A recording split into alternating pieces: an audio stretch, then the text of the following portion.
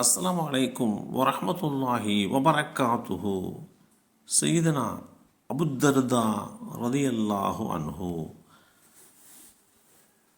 Abu Juhaifa ரதியல்லாஹு அன்ஹு அவர்கள் அறிவித்தார்கள், சல்மானுல் ஃபாரிசி ரதியல்லாஹு அன்ஹு அவர்களையும் அபுத்தர்தா ரதியல்லாஹு அன்ஹு அவர்களையும் அல்லாஹுடைய தூதர் ஸல்லல்லாஹு அலைஹி வஸல்லம் அவர்கள் சகோதரர்களாக ஆக்கினார்கள். எனவே சல்மான் ரலியல்லாஹு அன்ஹு அவர்கள் அபுத்தர்தா ரலியல்லாஹு அன்ஹு அவர்களை அவர்களுடைய வீட்டிற்கு சென்று சந்தித்தார்கள். அப்போது அபுத்தர்தாவின் துணைவியார் உம்முத்தர்தா அவர்களை அழுக்கடைந்த ஆடையுடன் சல்மானுல் ஃபாரிசி ரதியல்லாஹு அன்ஹு அவர்கள் கண்டார்கள்.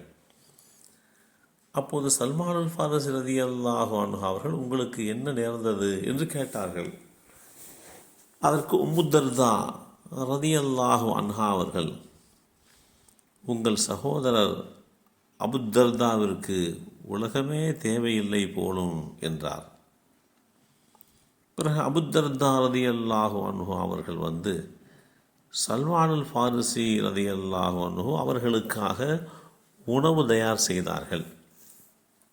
பிறகு, சல்மானே, நீங்கள் சாப்பிடுங்கள், நான் உபரியான நோன்பு நோற்றுள்ளேன் என்றார்கள். அபுத்தர்தா ரதியல்லாஹு அன்ஹு அவர்கள் அதற்கு, சல்மானுல் ஃபாரிசி அவர்கள், நீங்கள் சாப்பிடாதவரை நான் சாப்பிட மாட்டேன் என்றார்கள். எனவே சல்மானுடன் அபுத்தர்தா ரதியல்லாஹு அன்ஹு அவர்கள் சாப்பிட்டார்கள்.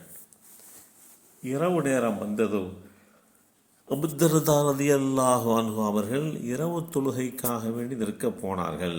அப்போது சல்மானுல் ஃபாரிசி ரதியல்லாஹு அன்ஹு அவர்கள், சற்று உறங்குங்கள், தூங்குங்கள் என்றார்கள். எனவே அபுத்தர்தா ரதியல்லாஹு அன்ஹு அவர்கள் தூங்கினார்கள். பிறகு தொழுவதற்காக வேண்டி எழுந்தார்கள். அப்போதும் சல்மானுல் ஃபாரிசி ரதியல்லாஹு அன்ஹு அவர்கள் தூங்குங்கள் என்றார்கள். இரவின் கடைசி பகுதி நேரம் ஆனதும் சல்மானுல் ஃபாரிசி ரதியல்லாஹு அன்ஹு அவர்கள், இப்போது எழுங்கள். பிறகு இருவரும் தொழுதார்கள். அப்போது சல்மானுல் ஃபாரிசி ரதியல்லாஹு அன்ஹு அவர்கள் அபுத்தர்தா ரதியல்லாஹு அன்ஹு அவர்களிடம், உங்களுடைய இரட்சகனுக்காக வேண்டி செய்ய வேண்டிய கடமைகள் உங்களுக்கு உள்ளன. மேலும் உங்களுடைய உடலுக்கு செய்ய வேண்டிய கடமைகளும் உங்களுக்கு உள்ளன. உங்கள் குடும்பத்தாருக்கு செய்ய வேண்டிய கடமைகளும் உங்களுக்கு உள்ளன.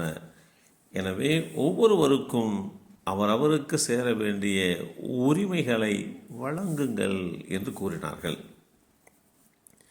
பின்னர் அபுத்தர்தா ரதியல்லாஹு அன்ஹு அவர்கள் அல்லாஹுடைய தூதர் ஸல்லல்லாஹு அலைஹி வஸல்லம் அவர்களிடம் சென்று சல்மானுல் ஃபாரிசி அவர்கள் தனக்கு சொன்ன விஷயங்களை தெளிவுபடுத்தினார்கள். அப்போது அவர்களிடம் ஸல்லல்லாஹு அலைஹி வஸல்லம் அவர்கள், சல்மான் உண்மையே சொன்னார் என்று கூறினார்கள்.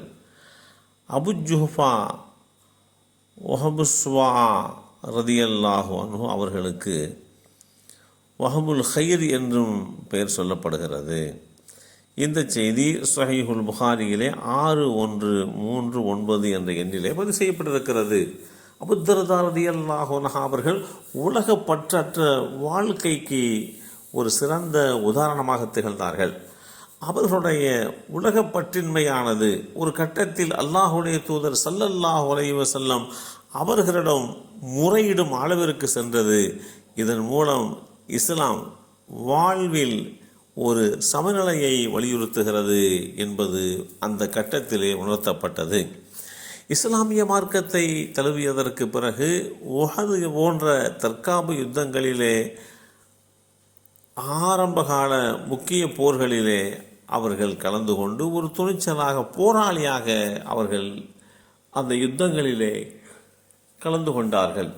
உமர் ரலியல்லாஹு அன்ஹு அவர்கள் காலத்தின் போது சிரியாவில் ஒரு அரசாங்க பதவி அவர்களுக்கு வழங்கப்பட்டது. ஆனால் அதனை மறுத்துவிட்டு தனது வாழ்நாளை கல்வி போதனைக்கே அர்ப்பணித்தார்கள்.